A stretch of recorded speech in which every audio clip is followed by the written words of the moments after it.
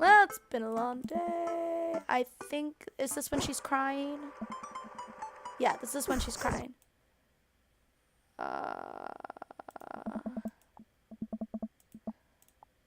Okay.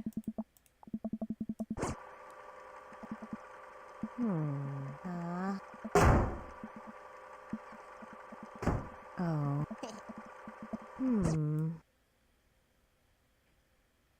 All right. Ugh. Eh?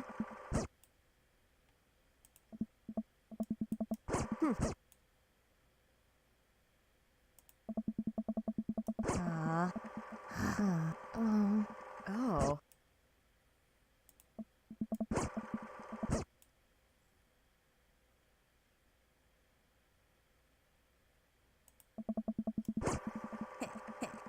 I love you too, Dad.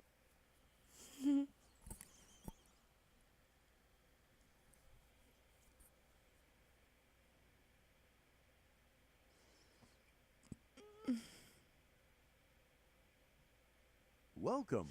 You've got dads. Oh, good grief. Oh, is this the same one from before that I skipped?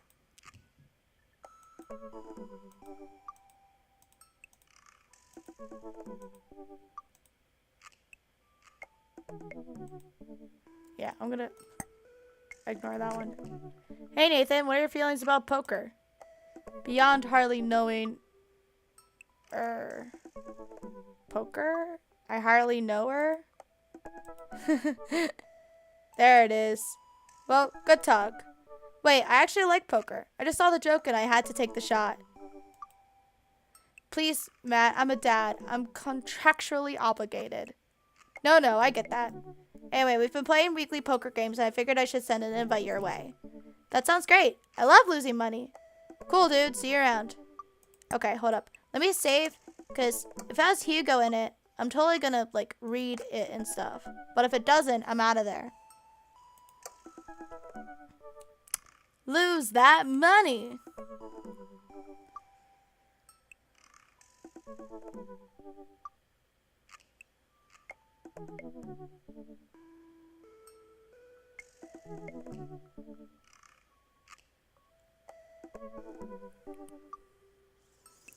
My head does not want to be super painful. Matt invited me to a poker night at Joseph's house. I put on my going out coat and walk over. Across the way, I spot Matt, who's walking over from his own house. He's got a case of beer under his arm. Crap, I should have brought something. Hey, man. Crap, I should have brought something. No worries, man. It's your first time. Just bring a full wallet. How long have you guys been at this for? Years, buddy. Just a nice way to keep in touch with the guys. It's never really high stakes. You pass through the fence enclosing Joseph's backyard. Craig, Brian, and Joseph hover around the patio, drinking beer and chatting. Robert sits in the corner, brooding as usual. Oh. No Hugo? Nathan, glad you could make it. Oh. So am I. I'm psyched to take all your money. Just like old times. Craig's the resident shark. We prefer the term person who's good at poker. I'm well aware. Craig's always been suspiciously good at poker. Oh. Are you still as terrible as you were in college? Hey, I wasn't terrible. I'm not bad at poker. I'm definitely good at poker. Everyone stares at me. Okay, maybe that was a little defensive. Okay, I'm bad at poker. Oh. There's no way you're as bad as Joseph. Joseph shrugs. Hey. This is basically my tithing. I'm giving back to the community. Nice. Plus, I'm happy to just sit here and eat all of Brian's snacks. Oh. Guess you brought Big Snip Blanket. Not Craig. Hmm. Hey, my chia seed and granola energy bars are just as delicious. Everybody laughs. Let's just get the game going. Hey. Okay, so I'm just gonna go ahead and skip all this because I've seen it before and it doesn't have Hugo in it. Nice. It's actually a really fun, like, cutscene because Craig, like, talks about how he's really good.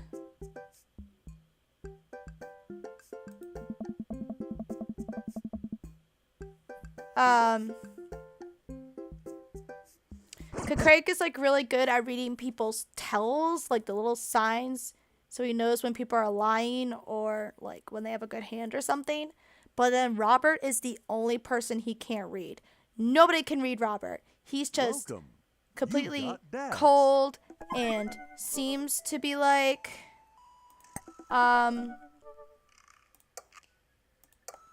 always serious all the time, even though most of the time he's like joking or having little lies in there.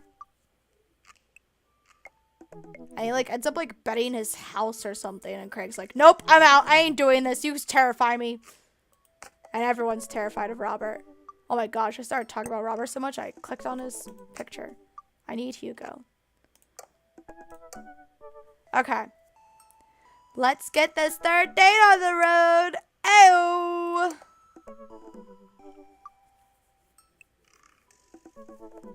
My headache is coming back strong, but I don't care. We are getting this done.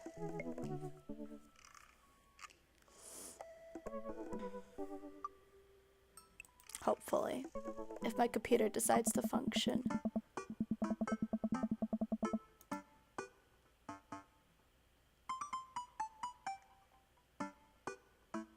What's this about? Sorry, I'm getting distracted by chat. Nothing I care about. Awesome. Ever since the first night at Charcutie's Pies, Hugo and I have made a point out of weekly visits to trivia night. Easy Breezy Beautiful has come in first place ever since, despite Provolone 2, Lost in New York's continual efforts to dethrone us. I've been able to do a complete overhaul of the interior of my car thanks to all of the Phil's Auto Care gift cards we've received. Air fresheners, car chargers, you name it. Amanda's riding in the lap of luxury. Aside from the trivia nights, I don't actually get to see Hugo a lot. The end of the school year is coming up, and he seems to be having a lot of trouble dealing with the stress of teaching. I should do something nice for him. Maybe help him take his mind off of screaming teenagers. Books? He likes books, but I would have no idea where to even start with that. He probably reads more books in a month than I've read in the past year. I know he's really into wrestling, but he's been reluctant to talk about it since he showed me his wrestling room. I know he's kind of shy about it, but maybe... Whatever, let's roll the dice. I think I have a plan. Hey, alright folks, looks like we finally have the points tallied and we're ready to announce our winner. You know who else is a winner? Me, because I finally seen just how beautiful and loving my wife is. Oh. A few weeks ago, all of the regulars staged an intervention for Quizmaster Quinn. We sat down in a circle and told him that we wanted to see him be better and love himself. He agreed to start going to couples therapy with his wife, and last time he told us that they adopted a dog together. I love you forever, my Quizmaster Queen. I can't tell which version of Quizmaster Quinn I prefer. There were things to like and dislike about both, huh? And the winner is, for the 4th week in a row, Easy Breezy Beautiful. Oh. I never regret this name pick for our team. Never regret. Hugo and I cheers our small slices of camembert, and I go up to accept our gift card, along with an uncomfortably long hug from Quizmaster Quinn. May Easy Breezy Beautiful's reign be as long and wonderful as my marriage to my beautiful wife. We make our celebratory round of high fives to the rest of the teams and sit down to finish our cheese board, savoring every last bit of burrata with pesto and slices of tomato. Hey, I got a surprise for you. For me? Yes, and for once it isn't more cheese. Well, if you think you can somehow top that, be my guest. I pull out a book that I've been carefully hiding in one of my pockets and slide it over to Hugo. Oh. Hugo picks up the book and reads the title aloud. Harry Butt's Crapper Keeper? I wanted to get you a book, but I figured you probably already own every classical piece of literature. So, I thought this would be fun. For when you're pooping. Oh. Hugo laughs. You should flip through it. Hugo looks at me and raises an eyebrow. After flipping through a couple of pages, he finally comes across a small gift I strategically hid inside. Oh. You're kidding me! Hugo looks around, worried that he made a scene. He leans in. Hey. You're kidding me. Hugo pulls out the wrestling tickets I hid inside of the Crapper Keeper. This is to the World Federation of Wrestling's Power Slam series. You've been working so hard lately. I thought you'd like them. Like them? Hey. I love this. Thank you. But wait, there's 2? Yeah, I figured we could go together. Huh? You'd go with me? Heck yeah! I need you to explain the finer points of wrestling to me, though. Hugo gets up, walks around the table, and effortlessly picks me up in a big bear hug. Oh my gosh, you cootie! Has he been this strong the whole time? Oh. Thank you. I let out a little squeak to sort of say, you're welcome. Oh, my lord! Nothing has prepared me for this shirt and jean combo. Nothing! Hugo, stop making me love you more and more. That's not okay. It's so freaking, it screams dad. It's hilarious. Oh my lord. It's the night of the Power Slam. Hugo shows up at my doorstep in a loud, oversized wrestling tee. He's a little blushy and extremely cute. We drive about an hour to another city for the big event. Hugo spends the entire ride teaching me the basics of wrestling and the terminology I need to know. So, it's fake, right? Well, yes and no. While wrestling and the act of hurting another wrestler is fake, the work requires remarkable athleticism and oftentimes results in actual injury. Those people are getting hurt, sure, but not in the way we're led to believe. Historically, wrestling as we know it today was created by carnival workers to fix gambling, and the people who actually believed it to be real and would bet on these matches were called marks. That we know that it's technically fake but still choose to suspend our disbelief makes us smarks. Smart marks. So, I should be watching this for the acrobatics, and the tension, and the drama, and even the storylines. I think that anything or anyone can tell a good story, and just have to look for the story.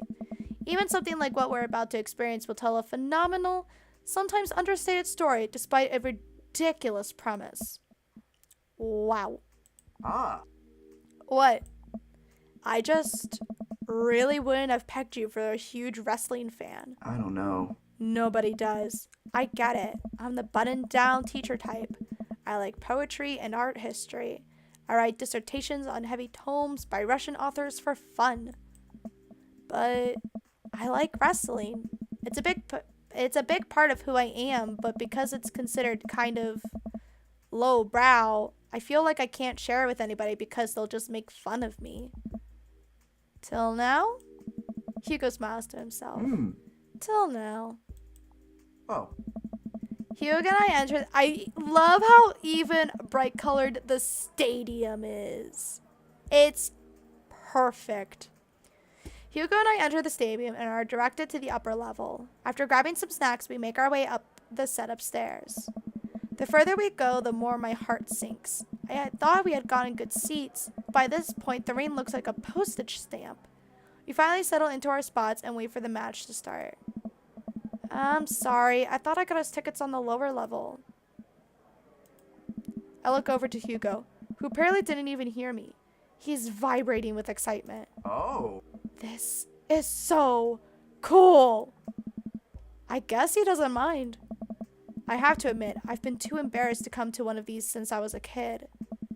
What's there to be embarrassed about? Everyone here loves wrestling. Plus, who are we even going to see that we know? We're like an hour out of Maple Bay. Ah. I guess you're right. So what do we have to look forward to tonight? Oh. Oh man, the lineup is stacked. All the matches are going to be great. But the one I'm really looking forward to is the Eastern Dragons match. The Eastern Dragon? Yeah, he used to wrestle as Pablo Escobral. But I guess he eventually had to change it. Oh. Wrestler names are weird. He's actually an Iranian guy from Utah. That is weird. Oh, so that's what your shirt's from. Yep, I've been following the guy since his debut in an indie wrestling league, and it's been amazing to see him rise through the ranks and into the professionals. Who's he up against? The corporate shill. Technique-wise, I don't think he's that good of a wrestler, and I don't even think the fans like him. Certainly an interesting character, though. Yes. The stadium lights dim, and the crowd starts screaming. Butt rock blasts through the sound system, and some pyrotechnics set off around the ring. Ladies and gentlemen of the sold-out crowd in Mill Creek, Massachusetts, who's ready to power slam? Hugo and I scream. We watch two wrestlers, the Southern Dandy and Johnny Snowman, walk out to even more butt rock. The Southern Dandy mixes and drinks a mint julep in the rain before the match. The crowd eats it up. Oh. The Southern Dandy's from Maine. Is Johnny Snowman not from the North Pole? Oh. He's from Georgia, actually. After a long match, Johnny Snowman, who's dressed up like a muscular elf, does what Hugo calls a German suplex on the Southern Dandy. I don't know what's happening, but this is amazing. Did you see what that guy did to the other guy's face? Is he okay? Are they gonna be okay? Wrestling is a sport of communication. All of these guys train together to know not only how to perform moves, but how to respond to them. It allows them to look like they're being hurt, but only be kind of hurt. The crowd cheers as Johnny Snowman pins the Southern Dandy and is announced as the winner. The next match features a wrestler named Generation Y2K, who comes out looking like a hipster barista. He takes selfies with fans on the way up to the ring and pauses after every one to post it onto Instagram. He's really playing up the millennial thing, huh? He's sort of the boogeyman to old-timer wrestling fans. His opponent, the old-timer, walks out. Oh. The crowd seems to be divided in who they're rooting for.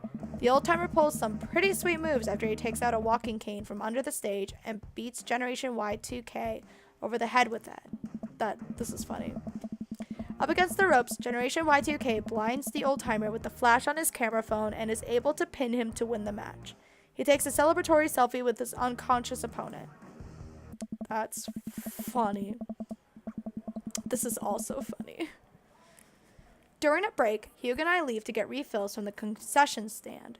We wind our way through clusters of wrestling fans to get to the line. So, what do you think so far?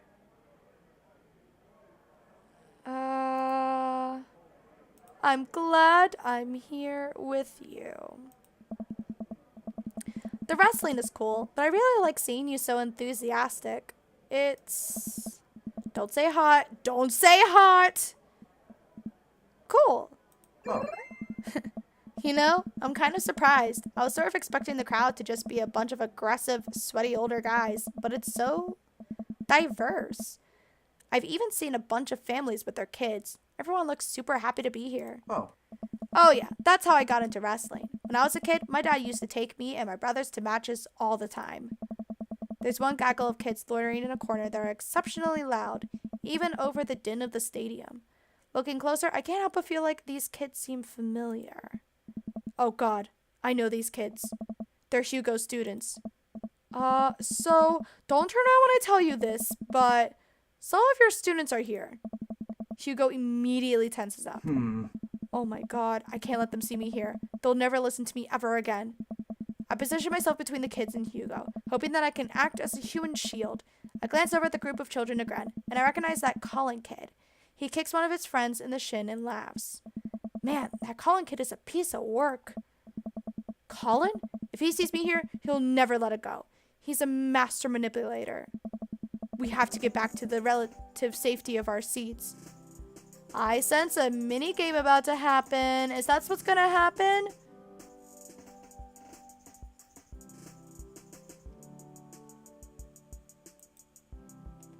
I don't know what's happening. It sounds like there's gonna be a mini game of some kind. We have to get back to the relative safety of our seats. What's the plan?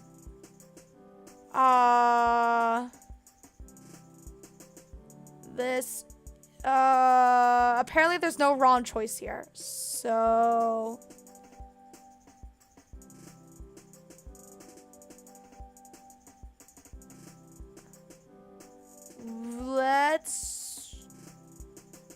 this is a sneaking mission. We gotta be sneaky if we're gonna get back in that rain unscathed. How quiet are you? I've gotten pretty good at sneaking up on students who are texting under their desks during class, so I can be pretty quiet if need be. Perfect. We just need to find some cover to hide behind as we navigate back to our seats. Where to?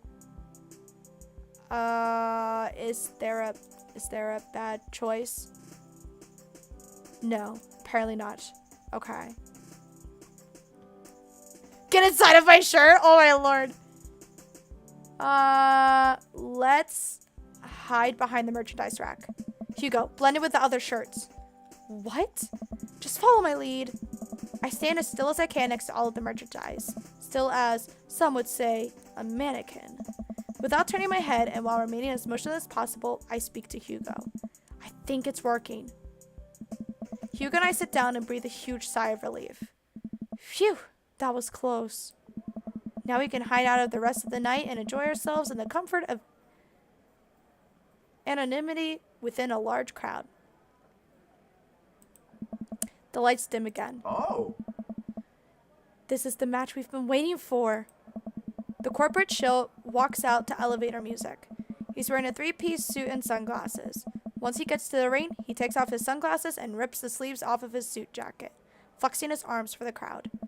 One of the people from his entourage produces a graph chart and sets it up in the center of the ring. The corporate shill grabs a microphone. I got a message for the Eastern Dragon. If you'll refer to the graph in the center of the ring, you'll see a quarterly projection of how much I'm about to kick your ass. The whole crowd erupts. Now, if you'll direct your attention to the Jumbotron, we all look up at a PowerPoint presentation titled Kicking the Eastern Dragon's Ass, Key Performance Indicators. The corporate shill takes a laser pointer and gives a lengthy presentation on just how and why he'll defeat the Eastern Dragon. He showcases several well-utilized clip art graphics. That was informative. The lights dim again and pan flute music plays. I think it's a pan flute. I'm actually not sure if I know what a pan flute sounds like. The Eastern Dragon walks out to cheers from the crowd. Aren't pan flutes a Central America thing? Hugo shrugs. Wrestling. The Eastern Dragon stands outside of the ring and grabs a microphone. Corporate shill, it's nice to see you again. More cheers from the crowd. That was a good presentation. The clip art was a very nice touch. He points to the corporate shill menacingly. I'm looking forward to a nice and exciting match. The crowd doesn't really know what to do here. He's not the best at trash talk, but I promise he's one of the most talented wrestlers you'll ever see. The match starts and it's just as exciting as Hugo had hyped it up to be. The Eastern Dragon performs some ridiculous aerial stunts and makes me concerned for his safety. That makes me concerned for his safety. He does what Hugo calls a moonsault from the top rope onto the corporate shill. The air in the stadium is electric as these two athletes lock arms and try to demolish one another. I can't help but get into it. The corporate shill pile drives the Eastern Dragon, who looks passed out in the center of the ring. He climbs up to the top rope and motions to the cheering crowd. Oh no, he's about to do his finishing move, the corporate ladder. The corporate shill poses at the top of the ropes. The Eastern Dragon still isn't moving. Could this be the end of his young career? Get up, Eastern Dragon! You can do it, Eastern Dragon! The corporate shill launches off at the top rope in a huge arc. He brings his elbow down on the Eastern Dragon with the full force of a Fortune 500 company putting local vendors out of business. The corporate shield pins the Eastern Dragon and the match ends. Hugo sinks into his chair. Man, he should have won that. I sit down with Hugo. What a match. It was amazing. I think I'm a fan of wrestling now? Hugo looks over at me and our eyes catch. I'm glad. The event goes on and we have a little downtime before the next match. We decide to just relax in our seats to avoid the middle schoolers. It's unlikely they would ever notice us in the upper level nosebleeds. I look up at the Jumbotron. Oh hey, they're doing the kiss cam thing. Oh no. Oh no. Oh no. Oh no. Oh no. I'm assuming bad things are going to happen here. It zooms in on a bunch of cute couples who all do a quick smooch to raucous cheers from the crowd. Aw, that's so nice. And then it zooms in on Hugo and I. Oh my lord. Huh? What? What? What do I do here? I look over to Hugo and see the same mortified expression on his face. The entire crowd is chanting and neither of us know what to do. Protect Hugo's identity. Okay, what's the actual answer though? Give the crowd what they want. I slowly lean in, awkwardly tilting my head. Cheers from the crowd erupt all around me. I look back up to the Jumbotron and see a couple behind us making out with full force. Oh. Hugo. It wasn't even pointed at them. It was pointed at the couple behind them. That's hilarious. But he still likes me though. Hugo and I turn beet red and slink back into our chairs. So much for laying low, I guess.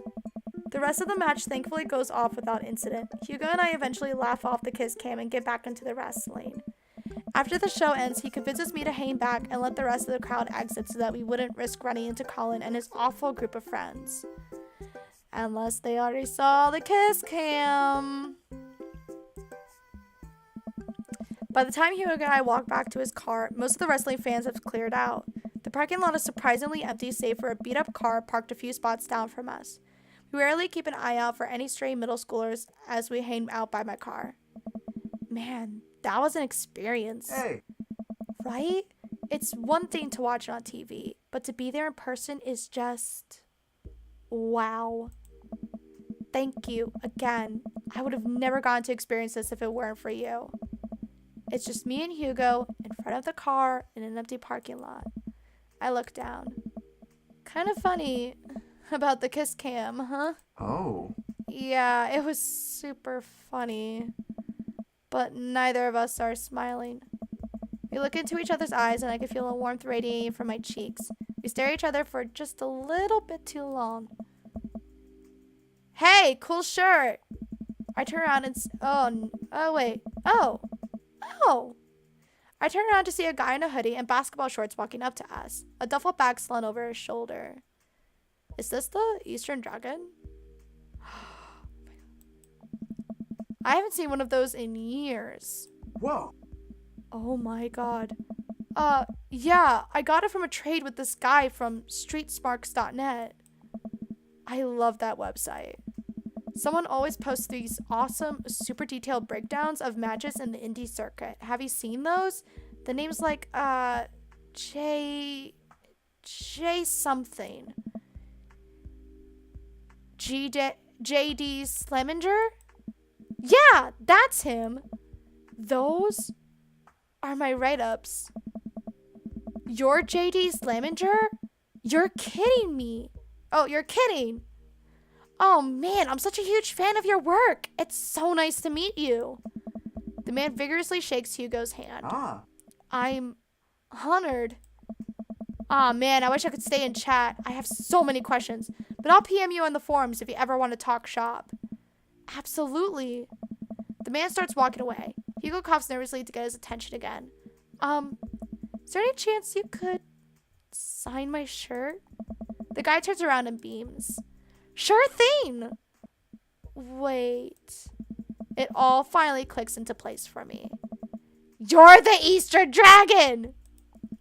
I love your work! Thank you, man. The Eastern Dragon signs Hugo's shirt, waves goodbye, and walks to his car. I stand there with my mouth open the entire time. That was the Eastern Dragon. Yes. He likes my work. Dude, you're like friends with the Eastern Dragon now. He's gonna PM me. Hugo and I high five. He's so excited, he's shaking. Mr. Vega? Oh no. Oh man. Colin and his cronies just pop up out of nowhere. Oh no. Here we go. Sweet Manchego. Colin, nice to see you and your friends all the way out here. What are you doing here? I don't see a library anywhere near us. I was watching the Power Slam series with my friend. Ha! Mr. Vega likes wrestling? What a fart knocker. What kind of insult was that? Actually, that's pretty cool. Shut up, dickweed. Nah, man. That's actually rad as hell. Who were you just talking to? Probably one of your stupid book nerd friends. Actually, he was talking to his good buddy, the Eastern Dragon. All of Colin's friends gasp. Guys, come on. He's lying. There's no way the Eastern Dragon would hang out with these losers. Oh, yeah? How'd I get his autograph then? Colin's friends lose their minds, screaming their heads off. Colin is red with anger. Screw you, Colin! That's actually really weird for me to say out loud because that's my brother's name. It's spelled differently, but it's still just like... It's like I'm telling my brother, screw him. See you in class. Bitch. Oh my god.